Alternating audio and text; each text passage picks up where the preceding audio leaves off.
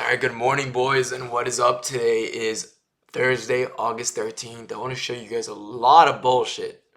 Oh my god, I took the biggest trade of my life on my live account last night. My stop loss was set to it was set to lose the account. That's where my stop loss is set. Basically, I oversized on this trade a little bit because I miscalculated my stop loss by like 15 points. I should have had 15 more points of drawdown, and my TP was set to make 70 times 3 minis, so 200 to basically 4 grand. So I was risking like, wait, let me show you guys something actually. I took a loss prior to this. I was originally bearish to this data low, right? So I took this short here, targeting data low with my stop loss here. This candle slipped me all the way up here.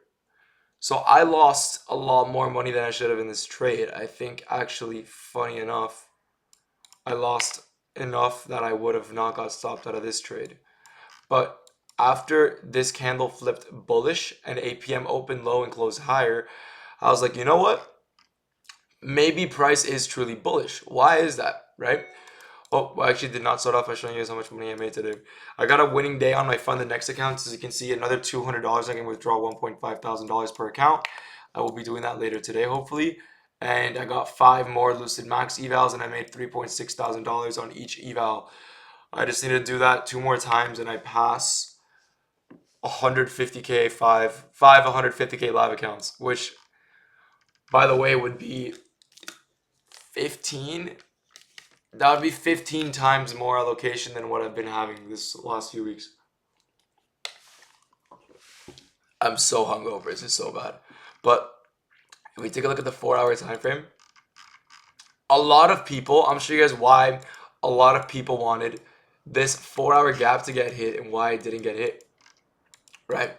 For starters, ES filled it. Not only did ES filled it, but ES filled it inside OTE of ES's range. 0.618 and that 4-hour gap were aligned beautifully. We take a look at NQ, the OTE of our range was also aligned beautifully with this 4-hour gap down here, right? This discounted 4-hour gap. Oh, price should have tapped into it. Wrong. Very wrong. Why? For starters, we have an SMT there. So in theory, price does not have to do anything, especially tap into it. We have an SMT at the low everyone's thinking about, right? I was on TikTok and I was seeing everyone ever short while I was in longs, and I was like, oh my god, like, am I an idiot? Am I an idiot? And I was like, you know what? Like, they're live on TikTok for a reason. Probably because they can't trade.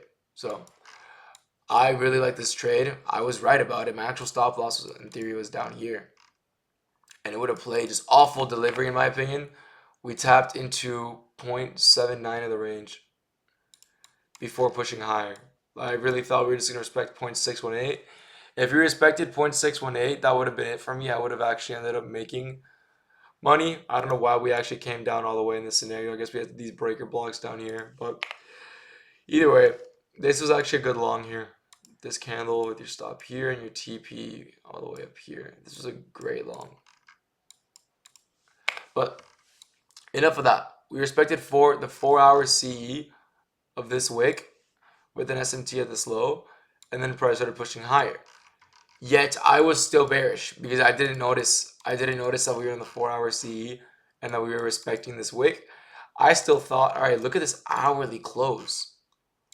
No way we're bullish after this hourly close, especially because we also disrespected OTE by a lot. We take a look at OTE. We are way below it, especially on the 5 and 15-minute time frame. We're all the way down here. So I'm like, all right, price is clearly respecting bearish structure. Take a look at the 5-minute time frame. Oh, look at that. We're in OT of the bearish range. I need APM to give us a wick open high and then a closure lower, right? Take a look at APM. Price opens high, starts dumping. When we start dumping, I actually FOMO into shorts. This is completely my fault. This is not a trade I think I would ever take, to be honest. I don't know what was crossing my mind. But APM came out. And I shorted. I basically entered shorts like here, targeting this low. With my stop loss up here, but my actual stop loss got filled up here, and that is what cooked me.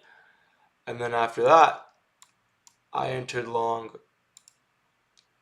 basically there. With like my stop here.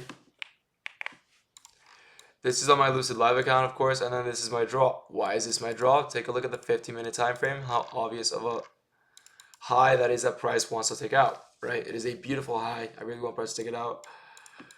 Right idea, wrong execution on my end, right? That was my sign though. I made my money on, I made more than enough money on that account. I made $28,000 in 2 weeks.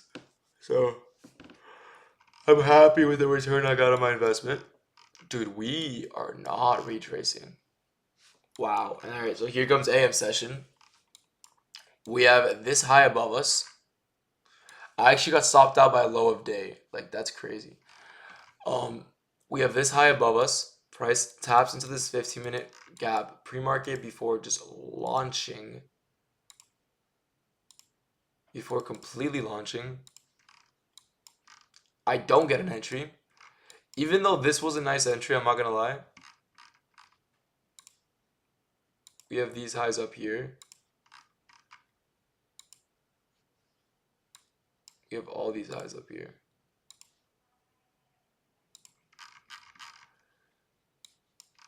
We could have taken this. I like this displacement. You have a nice change in state and delivery too that got respected there. You can target, no, you can't target that. You can target that high.